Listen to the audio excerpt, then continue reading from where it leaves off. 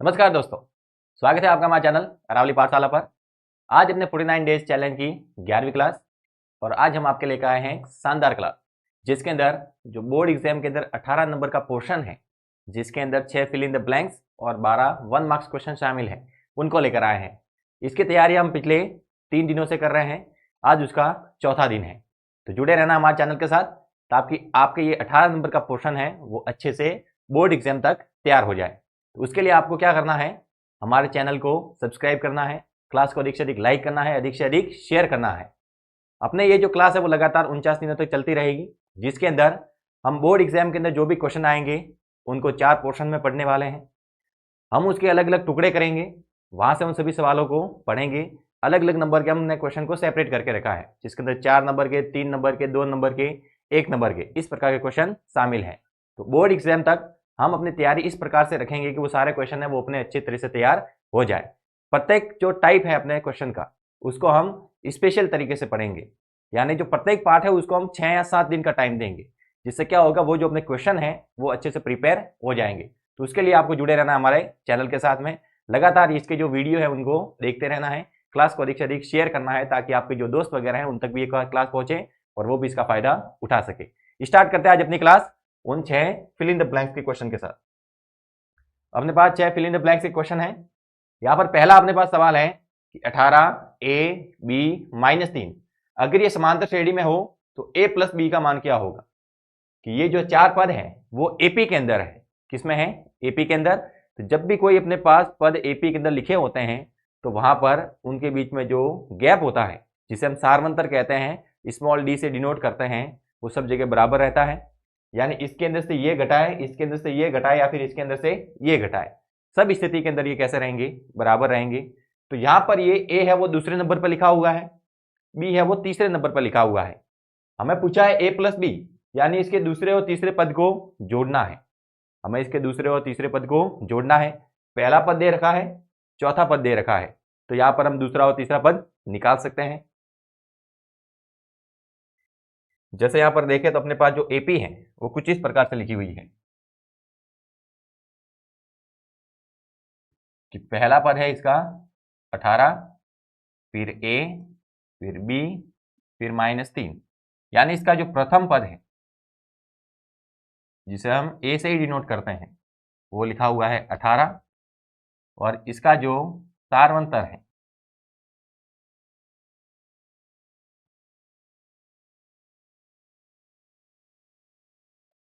वो हमें ज्ञात नहीं है, लेकिन इसका चौथा पद हमें पता है।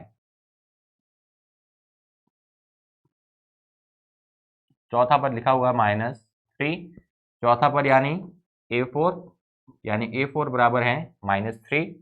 A4 को लिखते हैं A plus 3D, A plus n-1D। इस फॉर्मूले के द्वारा हमने चौथा पद क्या लिखा? A plus 3D। अगर शॉर्ट में समझे तो जो भी पद हमें निकालना होता है उसके अंदर A प्लस जो पद निकालना है उससे एक कम करके D लगाना है, यानी A प्लस तो सबके अंदर रहेगा, उसके बाद में जो पद निकालना है उससे एक कम करके D लगाना है। तो चौथा पद है तो चौथे को लिए 4 - 1 यानी 3 हो जाएगा और पीछे आ जाएगा D, तो A प्लस 3D बराबर आ जाएगा -3।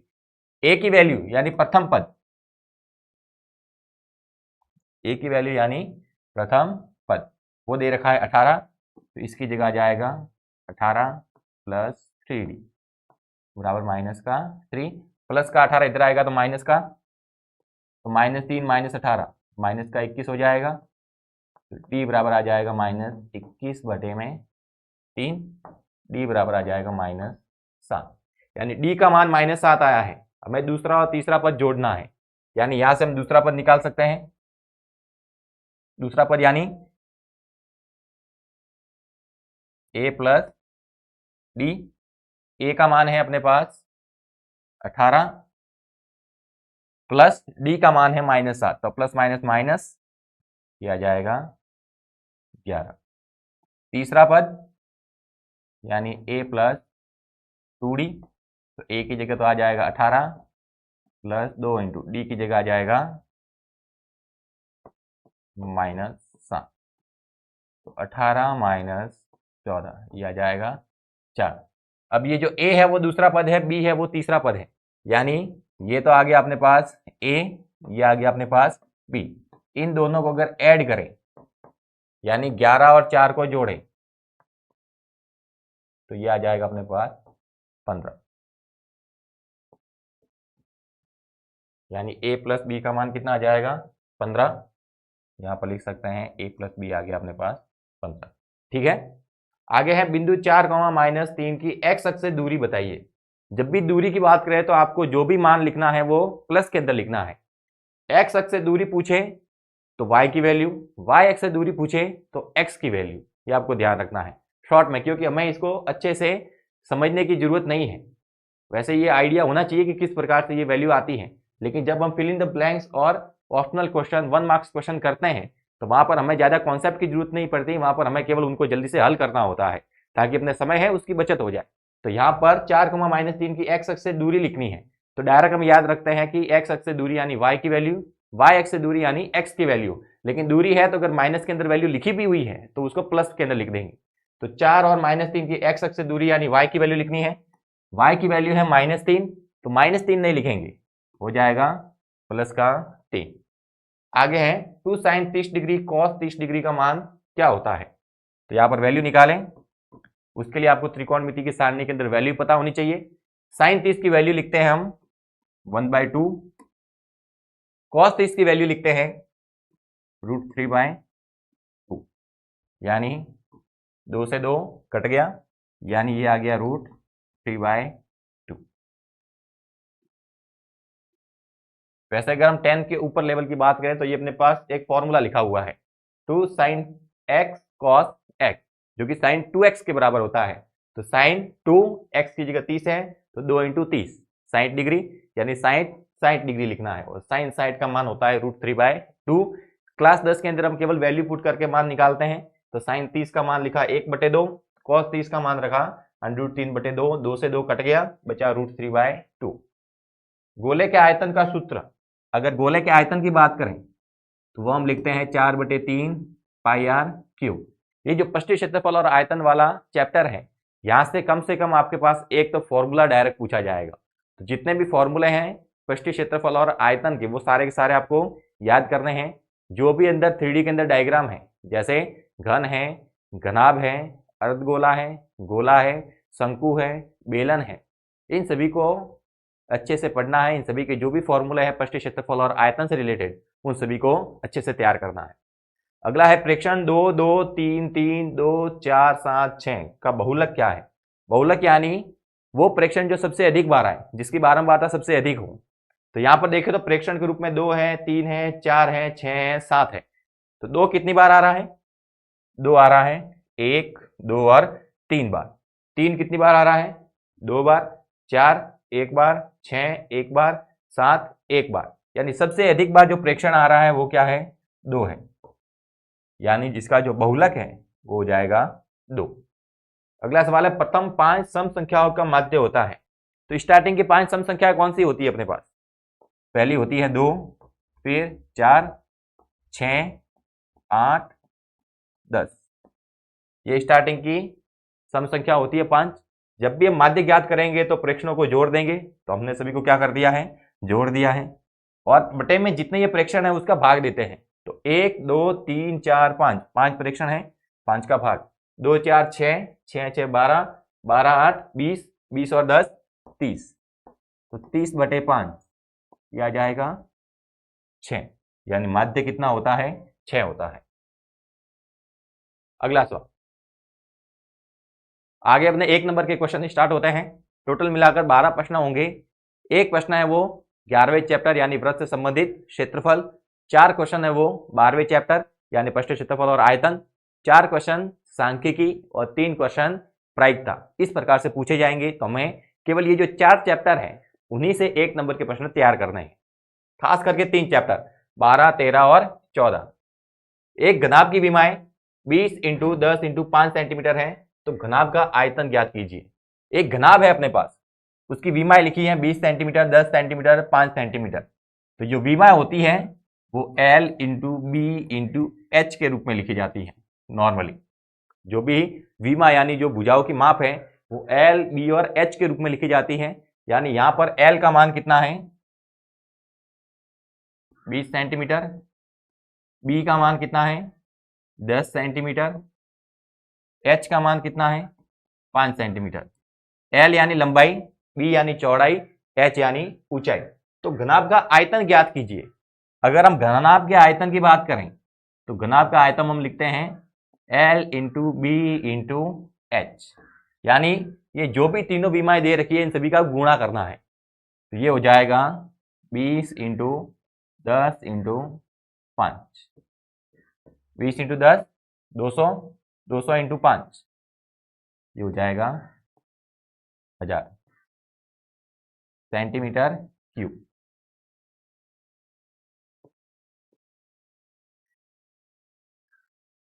आयतन है, घात कितनी आ जाएगी 3 आ जाएगी।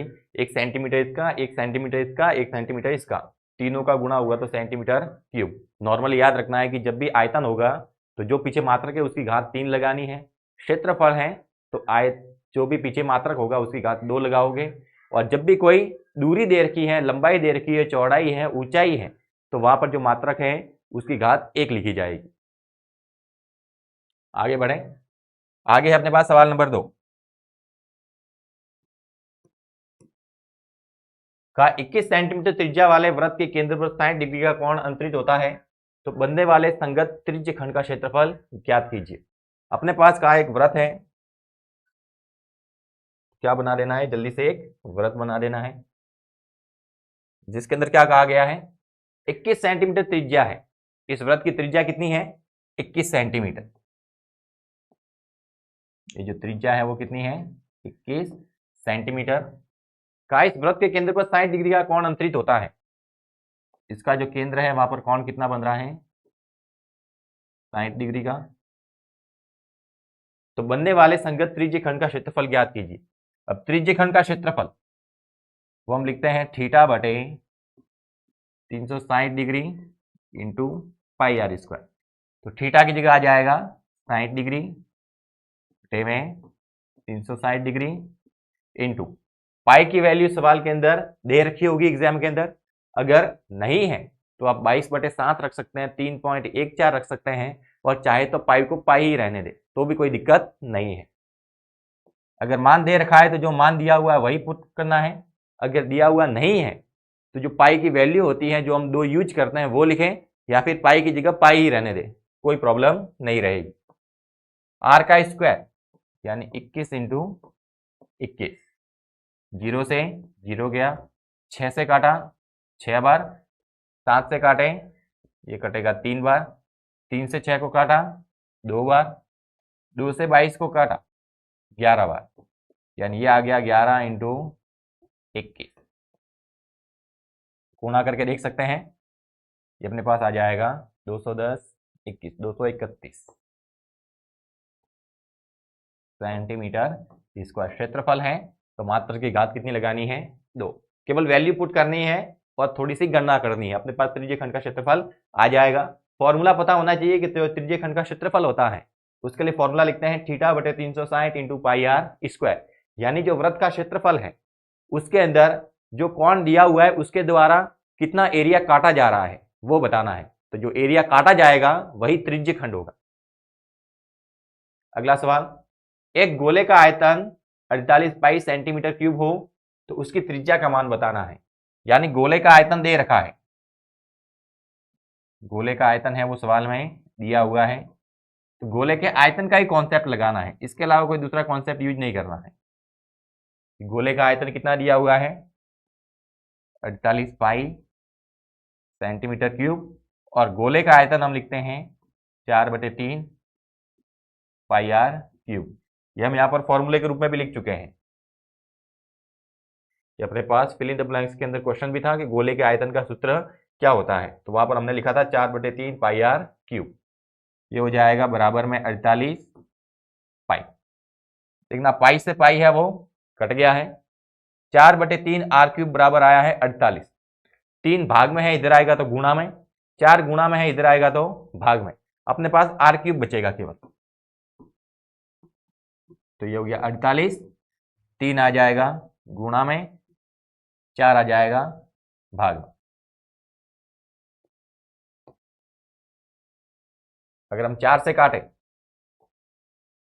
4 से काटे ये कट जाएगा 12 बार, यानी आर क्यूब बराबर आएगा 36, यानी आर की वैल्यू आ जाएगी 36 की पावर 1/3। पीछे लिख सकते हैं सेंटीमीटर, या फिर अगर आप इसे और अच्छे से लिखना चाहें तो 36 को क्या लिख सकते हैं, 36 को लिख सकते हैं 6 का स्क्वायर और उसकी घात है 1/3।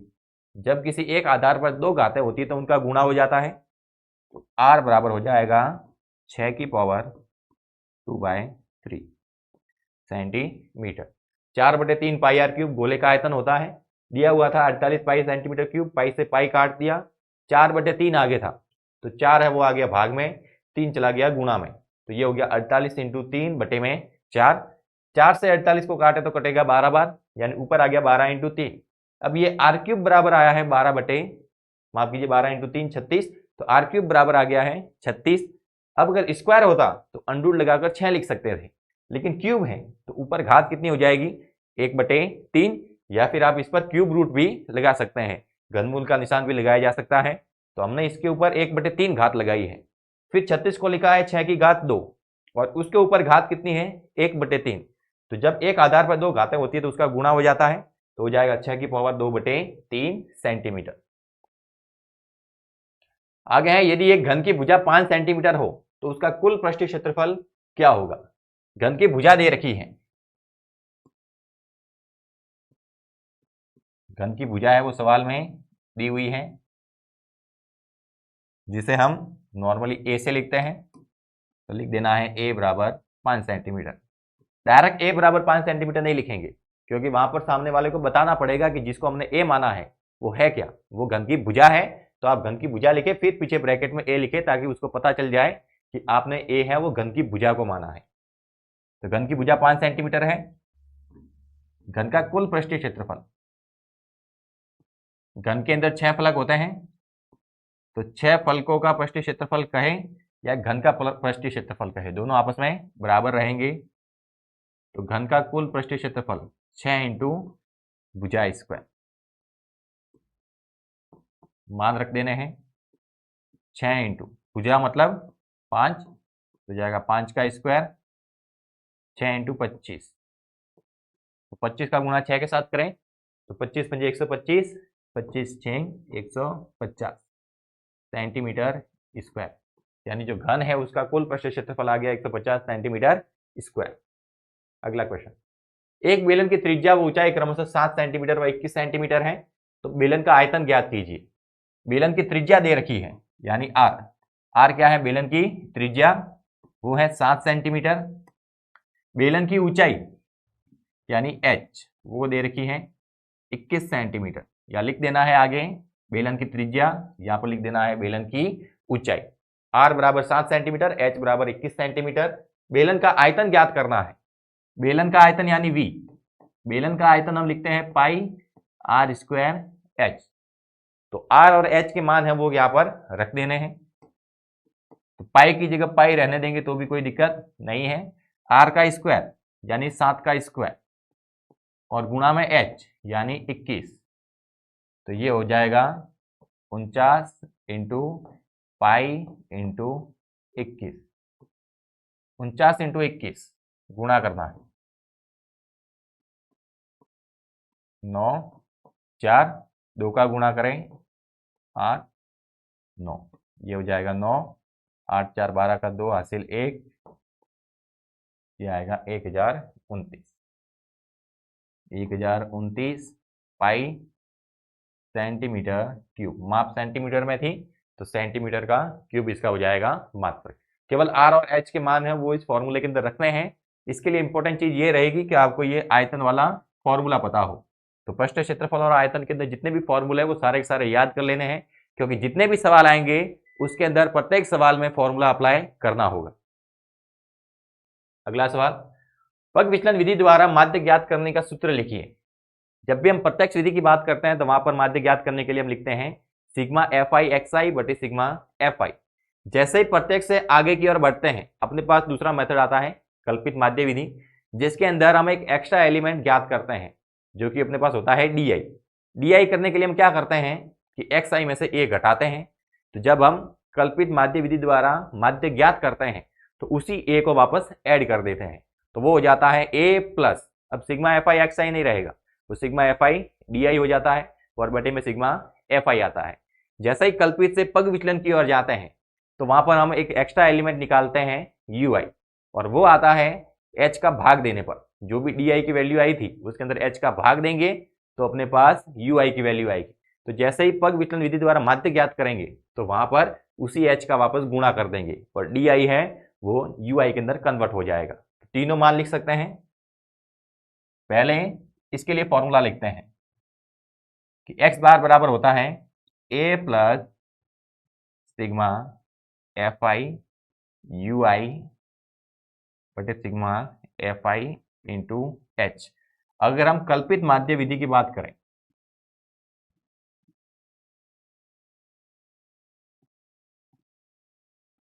तो उसके अंदर लिखते हैं a plus sigma fi di बटे सिग्मा fi।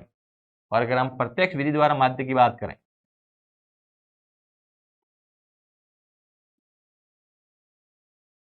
तो वहां हम लिखते हैं सिग्मा fi xi बटे सिग्मा fi। माध्य ज्ञात करने का अपने पास ये तीन मेथड है। अब मैं फिलहाल इसका फॉर्मूला पूछा था, हो सकता है एग्जाम के अंदर ये इन दोनों में से भी किसी का फॉर्मूला पूछा जाए, तो आपको ये तीनों फॉर्मूले पता होने चाहिए। अगला सवाल, यदि किन्हीं 50 प्रेक्षणों का योग 750 हो तो उन प्रेक्षणों का माध्य ज्ञात करें। देखिएगा, ये जो सिग्मा है इसका मतलब होता है योग, और सिग्मा fi xi मतलब ये प्रेक्षणों का योग है। किसका योग है? प्रेक्षणों का। तो यहां पर लिखा हुआ है कि यदि 50 प्रेक्षणों का योग 750 हो तो उन प्रेक्षणों का माध्य ज्ञात कीजिए। तो माध्य के लिए हम डायरेक्ट जो फॉर्मूला लिखते हैं लैंग्वेज के अंदर वो होता है प्रेक्षणों का योग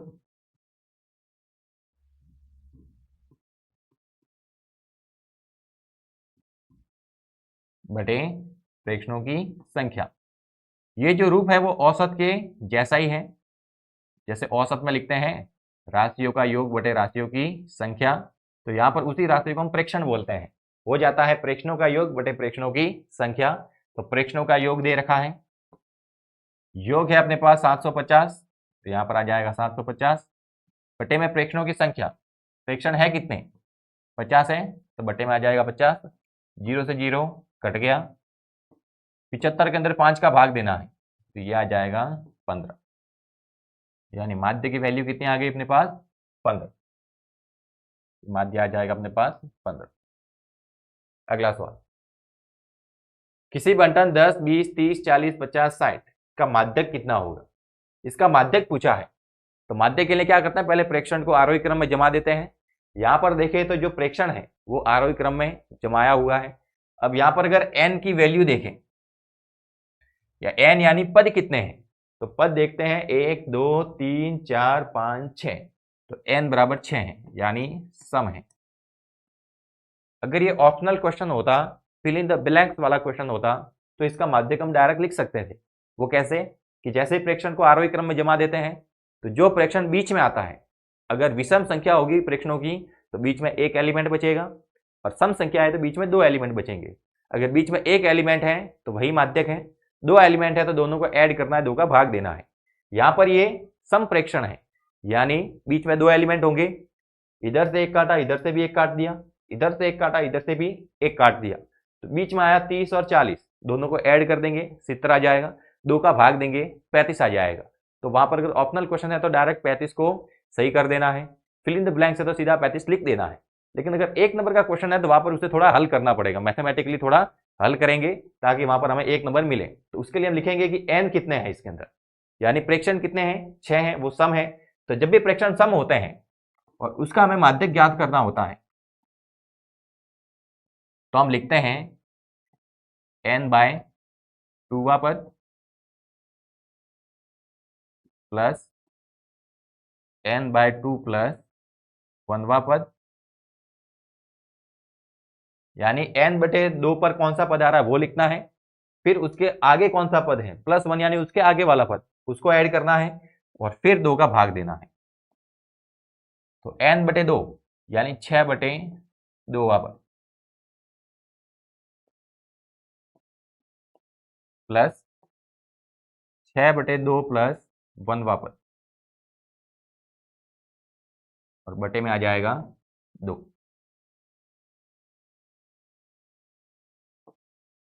तो 6/2 तीसरा पद हो जाएगा 3 + 1 यानी चौथा पद हो जाएगा। 6/2 3 आएगा, 3 + 1 4 हो जाएगा यानी चौथा पद और बटे में क्या लिखना है 2। तीसरा पद देखें 1 2 3, तीसरा पद कितना है 30। चौथा पद 30 के आगे क्या लिखा हुआ है 40 और बटे में 2 यानी 70/2 और 70/2 होता है 35 यानी माध्यक कितना आ जाएगा, माध्यक आ जाएगा 35। अगर यहां पर विषम प्रेक्षण होते तो उसके लिए हम लिखते हैं n+1/2 डायरेक्ट।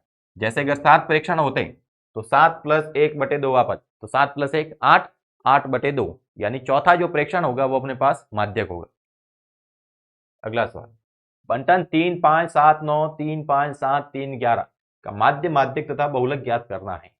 अब वैसे माध्यक ज्ञात करते हैं तो आरोही क्रम में जमाने की जरूरत नहीं है, लेकिन माध्यक ज्ञात करना है तो काम करते हैं पहले इनको आरोही क्रम में जमा देते हैं ताकि जो भी सवाल हम हल करेंगे उसमें थोड़ी क्लियरिटी रहेगी। तो पहले इनको आरोही क्रम में जमा देते हैं।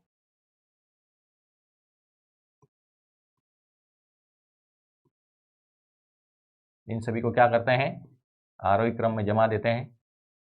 तो अपने पास सबसे छोटी डिजिट है इसके अंदर 3, कितनी बार है 1 2 3, 3 बार लिख देना है। फिर 4 नहीं है 5 है, 5 लिखा हुआ है 2 बार। 6 लिखा हुआ नहीं है, अगला 7, 7 लिखा हुआ है 2 बार। फिर लिखा हुआ है 9 1 बार और 11 वो भी 1 बार। माध्य ज्ञात करना है, माध्य ज्ञात करना है तो सभी प्रेक्षणों को जोड़ देना है, तो सभी को ऐड करना है। 3 + 3 + 3, 3 + 3 + 3 प्लस 5 + 5 प्लस 7 + 7 प्लस 9 + 11 और बटे में ये कितने प्रेक्षण हैं उनकी संख्या का भाग देना है। 1 2 3 4 5 6 7 8 9 यानी प्रेक्षण है अपने पास कुल मिलाकर 9। ऐड करें 3 3 3 9 9 और ये 10 19 19 और 14 ये हो जाएंगे 33 33 और 9 42 42 और 11 ये हो जाएंगे 53 और बटे में आ जाएगा 9। 53 में 9 का भाग देना है तो ये हो जाएगा 9 पंजे 45, 8 बचेगा, पॉइंट लगाए 0 आ जाएगा।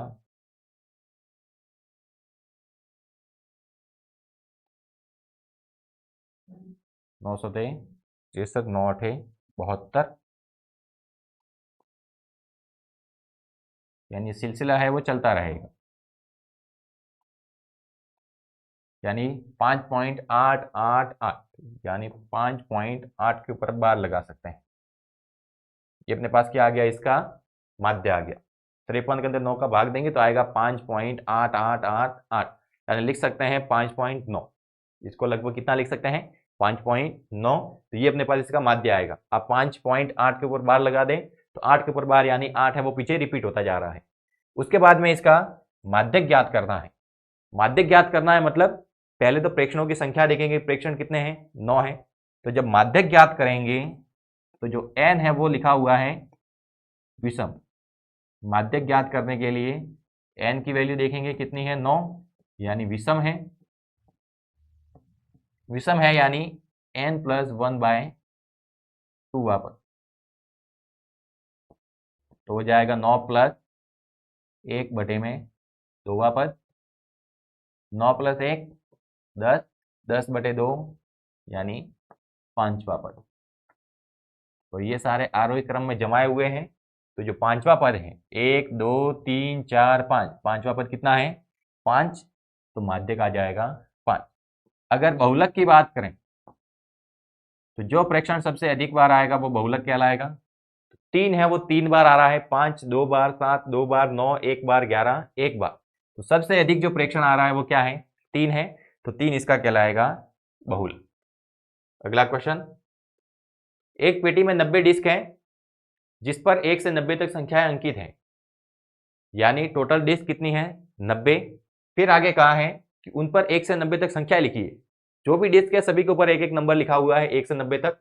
यदि इस पेटी में से एक डिस्क यादृच्छा निकाला जाता है, यानी डिस्क हम उस पेटी में से निकाल रहे हैं, तो जब हम डिस्क निकाल रहे हैं तो अपने पास आगे ऑप्शन कितने हैं, ऑप्शन है अपने पास 90, यानी कुल परिणाम हो जाएंगे 90। जिस ग्रुप के अंदर से हम कुछ चुनते हैं उस ग्रुप के अंदर जितने एलिमेंट होते हैं वो अपने पास कुल परिणाम कहलाते हैं, तो कुल परिणाम हो जाएंगे अपने पास 90। अब जिसकी प्रायिकता पूछी है वो हो जाएगी घटना, तो इसकी प्रायिकता ज्ञात कीजिए कि डिस्क पर 2 अंकों की एक संख्या अंकित होगी, यानी प्रायिकता पूछी है कि डिस्क पर 2 अंकों की संख्या होना। घटना है डिस्क पर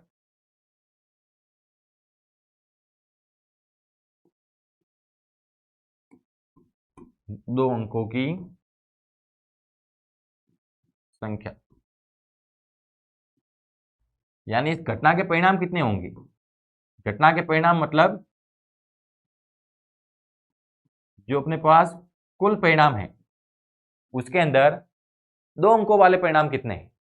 डिस्क पर 2 अंकों की संख्या चाहिए, तो 2 अंकों वाले परिणाम कितने हैं, संख्याएं वो 1 से 90 तक लिखी हुई हैं, तो 1 से 90 तक सभी के ऊपर लिखा हुआ है, एक एक डिस्क पर एक एक संख्या है। तो कितनी डिस्क है जिस पर 2 अंकों की संख्या लिखी हुई है, तो 2 अंकों की संख्या स्टार्ट होती है 10 से, लास्ट कहाँ तक है 90 तक, तो 10 से लेकर 90 तक ये कितनी संख्याएं हुई वही घटना के परिणाम हो जाएंगे। तो इसको गिनने जाएंगे थोड़ा टाइम लगेगा, उसकी जगह हम ऐसा कर सकते हैं कि जो टोटल डिस्क है उसके अंदर से 2 अंक के अलावा कौन सी संख्या है उनको हटा देते हैं।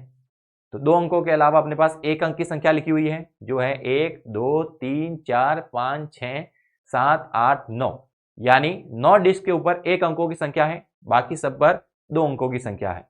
तो टोटल अपने पास 90 परिणाम थे, उसके अंदर से 9 परिणाम है, उसके अंदर एक संख्या लिखी हुई है, तो पीछे कितने परिणाम बचे 81। तो अपने पास घटना के परिणाम हो जाएंगे 81, यानी 81 डिस्क ऐसी है जिस पर 2 अंकों की संख्या लिखी हुई है और 9 डिस्क ऐसी है जिस पर 1 अंक लिखा हुआ है। 2 अंकों की संख्या अंकित होनी चाहिए थी, वो घटना थी और घटना के परिणाम आ गए 81। अगर हम प्रायिकता की बात करें तो हम लिखते हैं घटना के परिणाम बटे में कुल संभावित परिणाम, या फिर कुल परिणाम भी लिख सकते हैं। फॉर्मूले का हम सिंपल रूप लिखते हैं, हमें ज़्यादा कुछ कॉम्प्लिकेट नहीं लिखना है कि अनुकूल परिणामों की संख्या बटे में कुल संभावित परिणामों की संख्या, वैसा नहीं, सिंपल सा लिख देना है घटना के परिणाम क्या है और बटे में कुल परिणाम कितने हैं। तो घटना के परिणाम है अपने पास 81 और बटे में कुल परिणाम है 90। 9 से कटता है, ये 9 बार, ये 10 बार, तो प्रायिकता आ जाएगी 9 बटे 10। अगला सवाल, सविता और हमीदा 2 मित्र हैं, इसकी क्या प्रायिकता है कि दोनों के जन्मदिन भिन्न भिन्न होंगे। अब जन्मदिन है वो साल में एक बार आता है, जन्मदिन है वो साल में एक बार आता है, तो साल में जितने दिन होंगे उतने अपने पास कुल परिणाम हो जाएंगे। तो यहां पर हम लिखेंगे कुल परिणाम,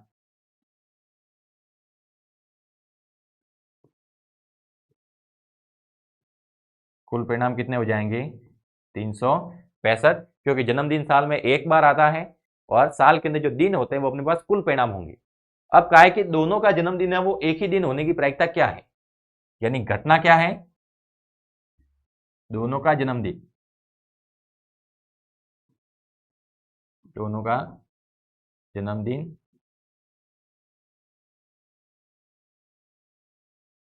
दोनों के जन्मदिन भिन्न भिन्न होने की प्रायिकता, दोनों का जन्मदिन भिन्न भिन्न हो,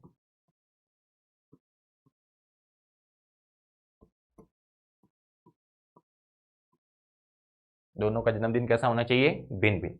अगर हम कहें कि दोनों का जन्मदिन एक है, अगर ऐसा कहे कि दोनों का जन्मदिन एक है, तो साल के अंदर 365 दिन है, उसके अंदर से दोनों का जन्मदिन एक ही दिन आता है, मतलब 365 में से एक ही दिन ऐसा है जब उनका जन्मदिन बराबर है, बाकी 364 दिन है तब उनका जन्मदिन है वो समान नहीं आएगा।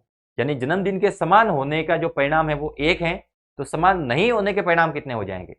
समान नहीं होने के अपने पास परिणाम आएंगे 364, यानी 364 अपने पास ऐसे परिणाम हैं जब उनका जन्मदिन समान नहीं आएगा, क्योंकि जन्मदिन साल में एक बार आता है और दोनों के जन्मदिन अगर बराबर हैं तो वो एक ही दिन होंगे। बाकी 364 दिन है उनका जन्मदिन बराबर नहीं आएगा, तो यहाँ पर दोनों के जन्मदिन भिन्न भिन्न होने के जो परिणाम होंगे वो हो जाएंगे 364। तो जो ई के परिणाम है वो हो जाएंगे 365, और उसके अंदर से एक घटा दिया। ये एक क्या है? वो दिन जब दोनों का बर्थडे समान है, उसको हटाएंगे तो बाकी सारे जो भी दिन होंगे उसमें समान नहीं रहेगा। तो 365 में से एक घटा दिया, आ गया 364। प्रायिकता ज्ञात करनी है, घटना के परिणाम बटे में कुल परिणाम, तो कुल परिणाम तो है 365 और घटना के परिणाम है 364। प्रायिकता आ जाएगी 364 बटे 365। अच्छा सवाल है। यहां पर हो सकता है आपको पूछा जाए जन्मदिन एक ही दिन होने की प्रायिकता क्या है, तो वो हो जाएगा 1/365। ये ध्यान रखना है। अगला क्वेश्चन, ताश की एक गड्डी में से एक पत्ता यादृच्छा निकाला जाता है। यहीं पर कुल परिणाम मिल गए कि जो पत्ता निकाल रहे हैं वो ताश की गड्डी में से निकाल रहे हैं, और ताश की गड्डी के अंदर जो कुल परिणाम होते हैं, यानी कुल जो पत्ते होते हैं वो होते हैं 52, जिसके अंदर 13-13 के 4 सेट होते हैं। तो ये हो गया कुल परिणाम 52। तो निकाले गए पत्ते के काला बादशाह होने की प्रायिकता क्या है? अब जो 52 पत्ते हैं उसमें 4 सेट, हुकुम, चीड़ी, पान और ईंट। अब पान और ईंट ये लाल होते हैं, हुकुम और चीड़ी काले होते हैं, यानी हुकुम के 13 पत्ते हैं वो काले रहेंगे, चीड़ी के 13 पत्ते काले रहेंगे, पान के 13 पत्ते लाल रहेंगे, ईंट के 13 पत्ते लाल रहेंगे। तो अब कहा है कि काला बादशाह होने की प्रायिकता क्या होगी? तो काला बादशाह होता कितना है टोटल मिलाकर? अब बादशाह देखे तो प्रत्येक के अंदर एक एक होता है, यानी 4 बादशाह है। उसके अंदर से ईंट का बादशाह लाल होगा क्योंकि लाल कलर के पत्ते हैं, पान का बादशाह भी लाल होगा क्योंकि लाल कलर के पत्ते हैं। अब हुकुम और चीड़ी इसके पत्ते काले हैं, तो इसका जो बादशाह होगा वो भी कितना होगा? काले कलर का ही होगा। तो ये संख्या में कितने हुए काले बादशाह? 2 हुए, यानी जो 52 पत्ते हैं उसके अंदर से काले बादशाह कितने हैं? काले बादशाह है 2, लाल बादशाह 2, कुल मिलाकर बादशाह कितने होते हैं? 4। यानी पूछा है काला बादशाह होने की प्रायिकता क्या है, तो काले बादशाह होते कितने हैं? तो काले बादशाह होते हैं 2, तो घटना के परिणाम हो जाएंगे 2। घटना क्या है? काला बादशाह,